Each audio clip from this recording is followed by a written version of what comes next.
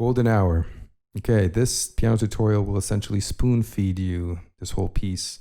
I'll really take my time, slowly moving, note by note, bar by bar, to make sure that I give you all the puzzle pieces you need to be able to play this yourself, to be able to perform this yourself. So even if you're brand new to piano or somewhat of a novice, everything you need to pull it off is here in this video. To start though, let me play the first 10 seconds of the music for you so you can see what you're up against, and then I'll begin from the top. Here we go.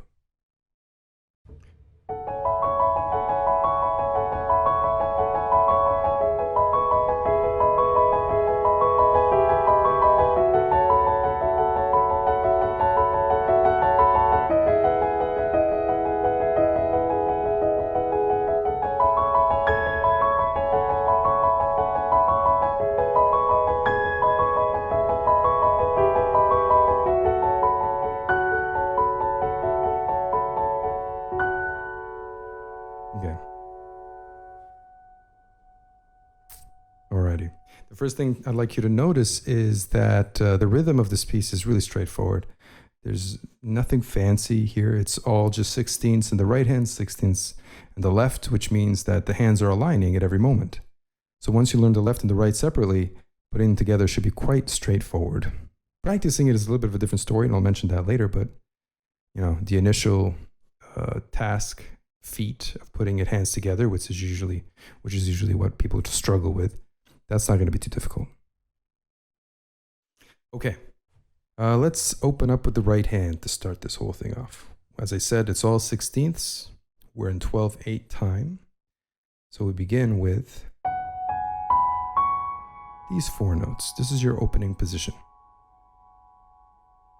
Right, don't immediately just play it as you've heard it. Just learn it by position first. This is your first position. 1, 2, 3, and 4. That's your first bar. Bar 2, the thumb drops to E. The top 3 notes remain the same. Opa, there it is. It's easy enough. There's the entirety of your second bar. Bar 3 now, the top 3 notes fall to F sharp, A, and B. Thumb stays where it was on E. And so bar 3 is this position. Notice the fingering, 1, 2, 3, 4. And bar 4, finally, everything falls either by tone or semitone. 1, 2, 3, 4. So those are your 4 most important positions in the right. Bar 1, bar 2, bar 3, bar 4. Notice also that each one of these positions has the same fingering. 1, 2, 3, 4, 1, 2, 3, 4, 1, 2, 3, 4, 1, 2, 3, 4. Makes it quite easy to learn. Once you think you've got that handled and have memorized it pretty well, then just break it up as it is in the music. Starting from the bottom towards the top and back down. And then you make that trip 4 times per bar.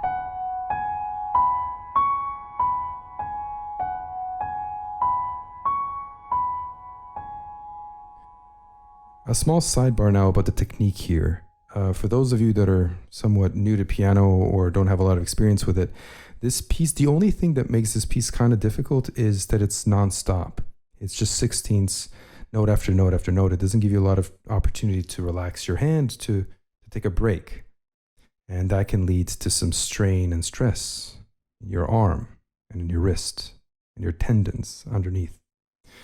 So to avoid that, because this is like one of the first problems that people run into, make sure that when you're learning this right now, when you're learning this, that when you're traveling this route up and down, follow with your wrist. So what you want to do is make a very gentle, small, so it's not a huge one, but a small oval with your wrist, a small ellipse.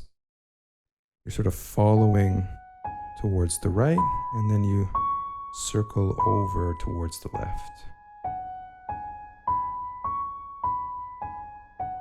This is hugely important. It's very hard to overstate how important it is to make sure your hand and your wrist has an opportunity to relax and to stay flexible and supple.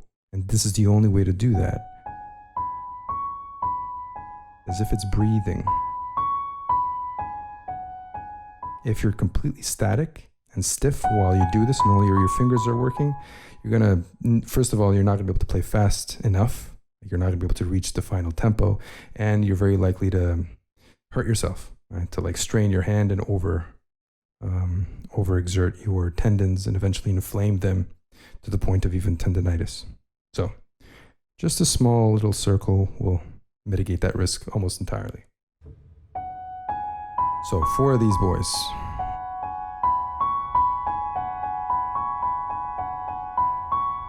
Next position, thumb drops.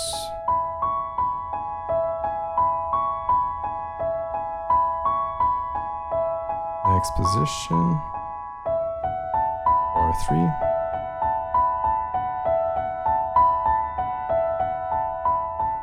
And the final one.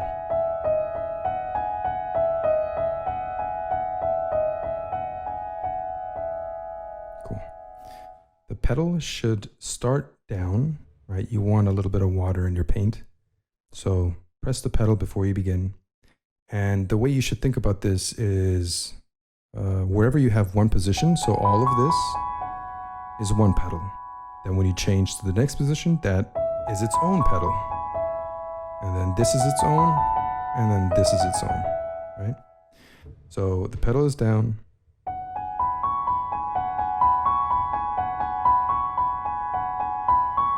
And then change pedal.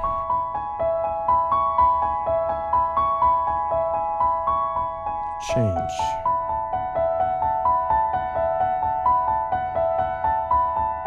Change.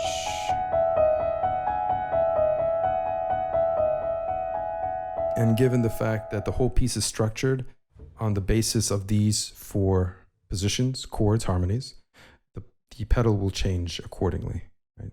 So as you'll see as you move forward, it's all kind of the same with some variation here and there. And wherever you have a change in position, which means a change in harmony, the pedal changes as well. That's a rule of thumb here. And just a rule of thumb in general in piano playing. Harmonies dictate, changes in harmony generally dictate pedal changes. All right, the left hand now.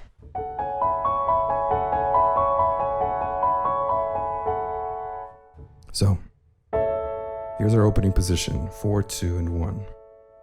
And the pattern is what we call alberti bass, which means we start with a bottom note and then the top 2 notes seesaw back and forth.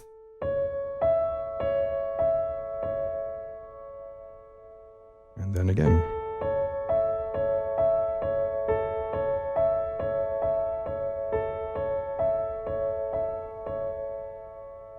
So you have 4 of those trips.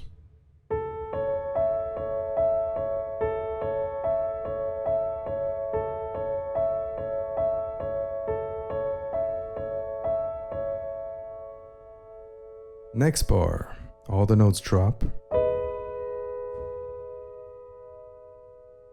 to 5, 3, and 1. G sharp, B, and D sharp. And it remains the same pattern. Once, twice, 3 times, and on the 4th, the pinky drops to a G natural. So once more, that's...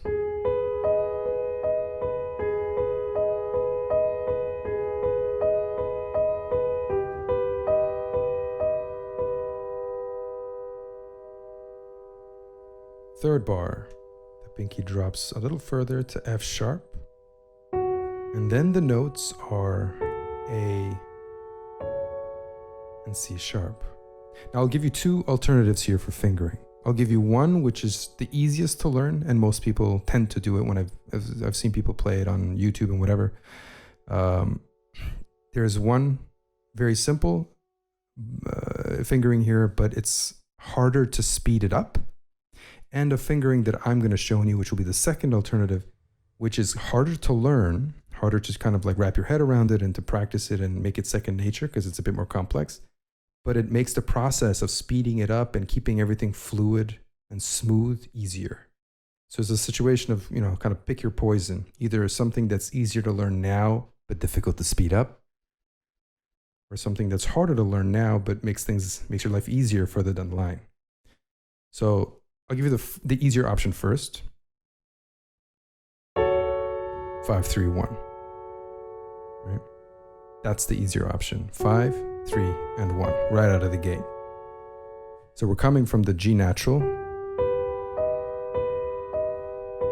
and then move everything down, and then 5, 3, 1 for every iteration.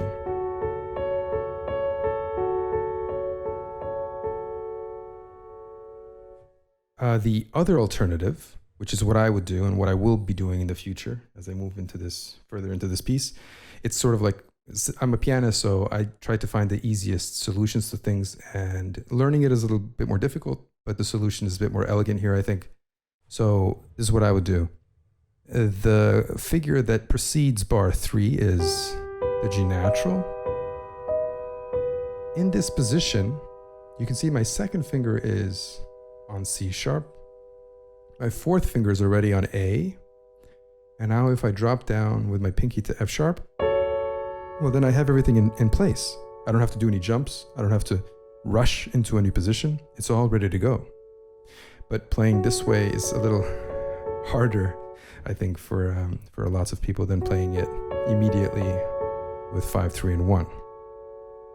That being said, once we start with my fingering here, which is 5, 4, 2 for the first iteration, but we're not done yet. Second iteration, we replace the second finger with the thumb. The third iteration, we replace the fourth finger with a 3. And we finish with 5, 3, and 1. This is basically just a strategy to get my hand into a fingering of 5, 3, 1, but to get it there smoothly and without any jumps or, jagged movements or any panic, right? So moving from here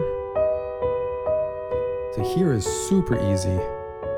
Moving to the thumb is super easy. Moving to the third is super easy, and bam, we're in position now where we need to be. And then we're ready for bar 4. Or, as I said, alternatively, you can just immediately jump to 5, 3 right out of the gate. But you'll have to jump a little bit so that you arrive in 5, 3, 1.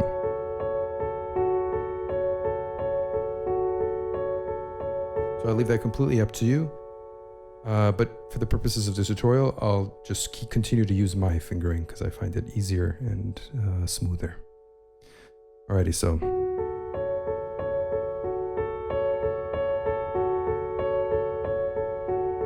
Bar 4 now, everything falls down to 5, 3, and 1. Same pattern for the rest of the bar.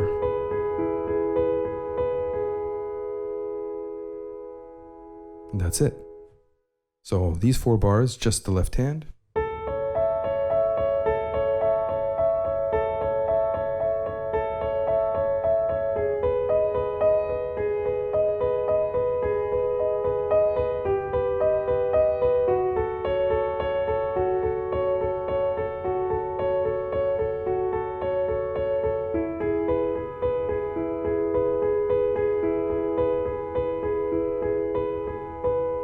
And the only detail that I would include here is the very last note of bar 4, which is the end of the phrase. Instead of staying on 3, on the last note, what you'll do is the following. The last note played with the pinky. Like that. The reason for that is if you play this with a pinky, you set yourself up for bar 5, which is just a repetition of bar 1.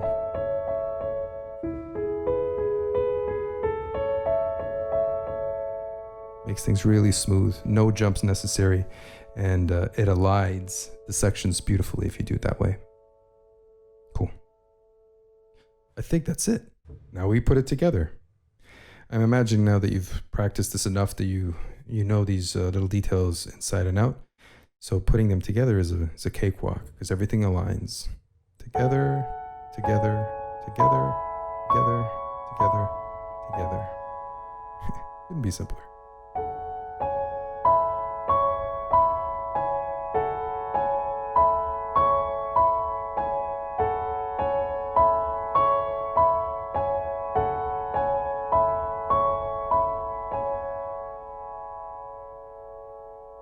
So you can practice that on your own and improve the speed little by little. One detail that is worth noting here is the way that the right hand figure, the way that this naturally breaks down, the way that we sort of conceptualize it or hear it rather, is in threes. 1, 2, 3, 1, 2, 3, 1, 2, 3, 1, 2, 3, because that's the way in which it's symmetrical, right? Like it swings back and forth. 1, 2, 3, 1, 2, 3, 1, 2, 3. The left hand, on the other hand, it doesn't break into threes. Otherwise, we'd have 1, 2, 3, 1, 2,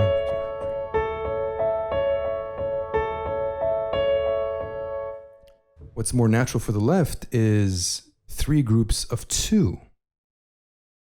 1, 2, 3, 1, 2, 3, 1, 2, 3. That's what's more natural, the way that we more naturally hear the left hand here, right? So the right hand is 2 groups of 3, 1, 2, 3, 1, 2, 3. And the left hand is 3 groups of 2, 1, 2, 3. And what ends up happening when you put them together is this is what kind of makes the song sound really pretty, is it creates this rhythmic, the juxtaposition of those two things creates like a space between the rhythms, which gives it like a 3-dimensionality. And it's really pretty, but what happens is as you start to speed it up, if you don't have a perfect handle on the technique of, let's say, the left hand, the hands will start to misalign and kind of start to fall apart. Right? That's almost inevitable as you start to speed this up. What I would recommend to do to avoid that is accent every third note, and do that with the left hand as well.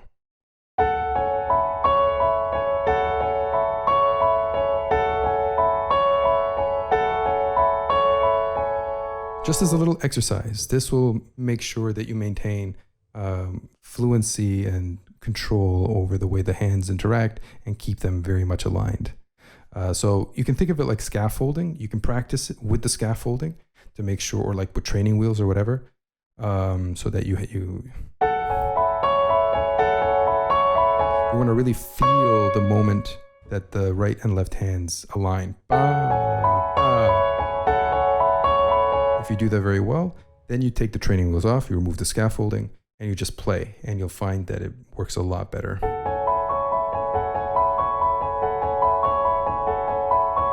And the same thing is true for all of these, because it's all the same rhythm.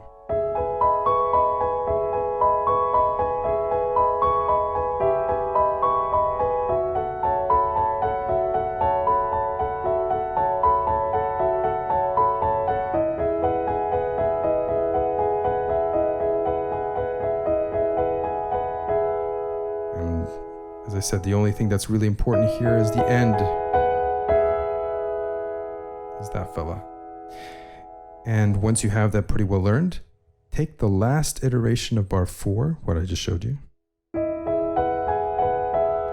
and the beginning of bar 5, which is just a repetition of the beginning, and stitch them together. Make them into a unit.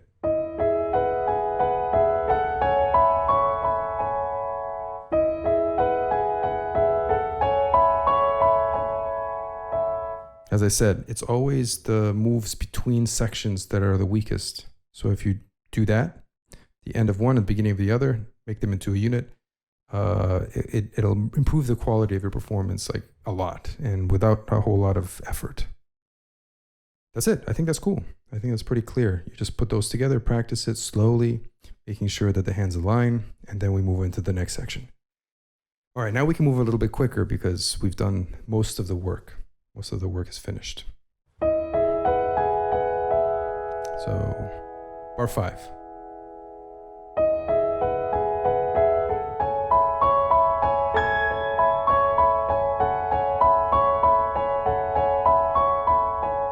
Okay, so bar 5 is pretty much identical to the beginning of the piece, except that we have to add an octave G sharp. So we do that on beat number 2. Beat number 1 is the same as we've just seen. So that's, nothing new. Beat 2, get in position for an octave G sharp. Together, left hand alone. Third finger on B in the right hand. And that aligns with the thumb of the left hand. So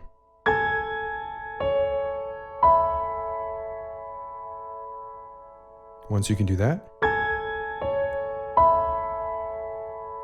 well, then the rest of it is just a continuation of the pattern that you're already familiar with.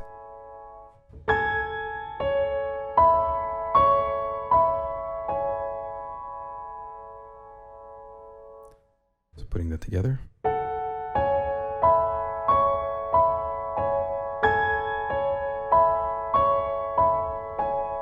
Moving forward, it's all the same.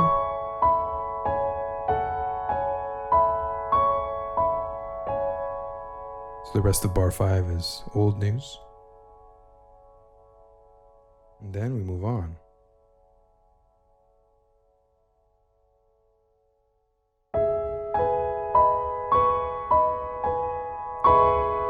So again, old news.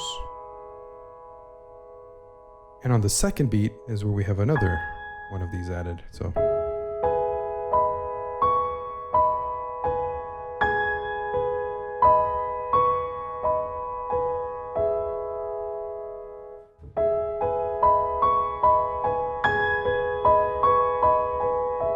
So just be very aware of, after playing the G sharp, where does the right hand align? With what note does the right hand align? And the answer is with the thumb of the left. Once you arrive correctly on that thumb, then the rest of it is just a fulfillment of the pattern as you already know it.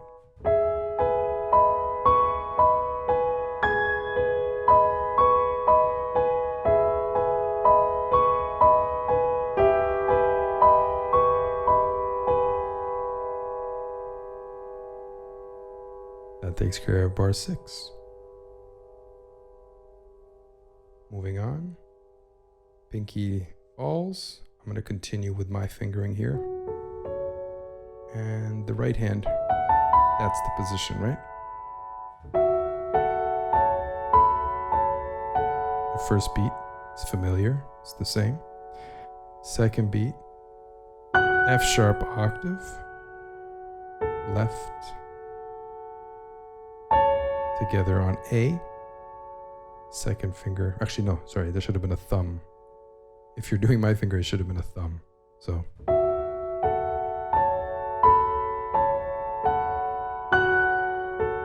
together, and then it continues. Switch in the left hand to a 3. On the last beat,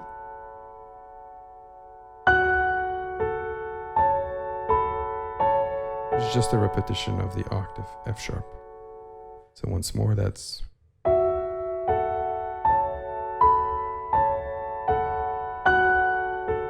thumb,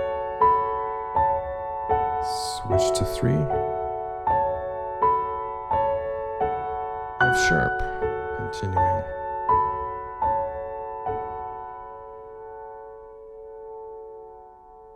It's not too shabby.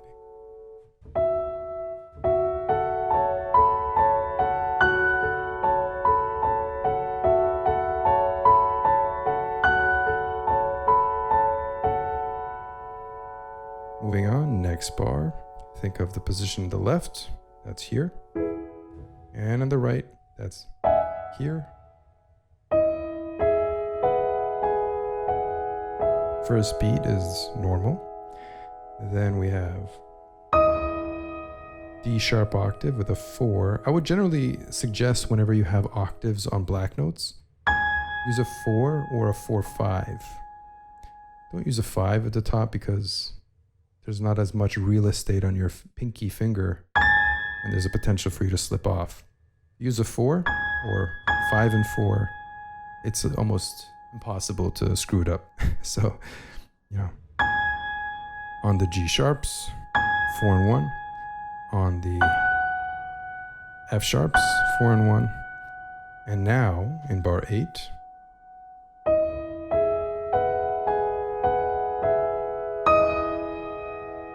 four and 1. Left hand 1 note, then aligning with the thumb as usual, continuing.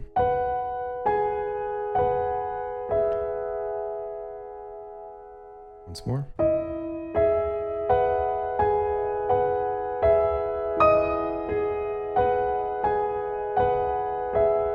Next, another octave, pinky and thumb here, E, left hand, same continuation. Next beat, F sharp, 4 and 1, left hand, same continuation.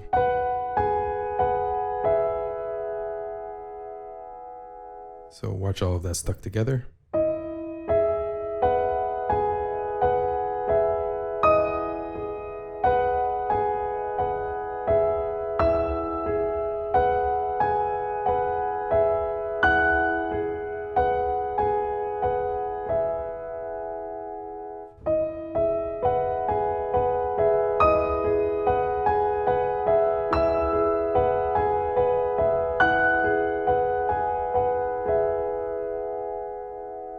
Not bad, right?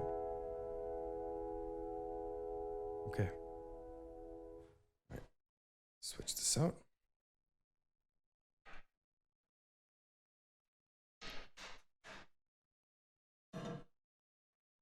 So if we play this whole section, actually I'll play everything that I've just shown you from the beginning with both the hands, but slowly. I've given you everything you need, and you just have to put it together and little by little speed it up.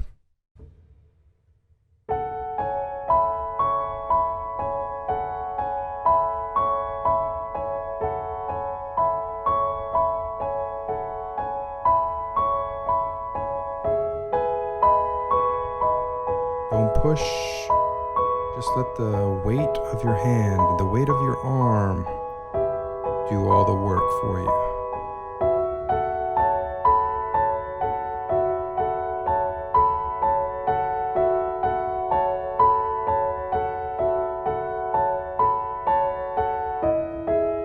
And you'll get a sort of shimmer.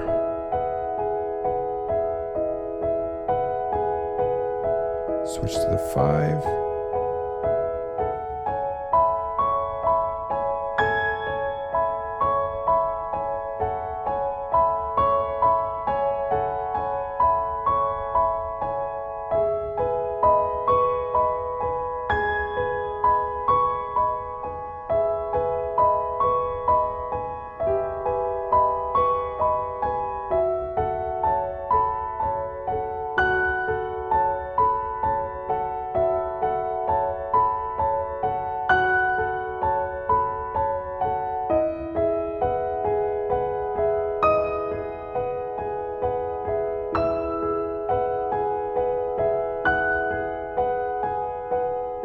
Then moving to the next section.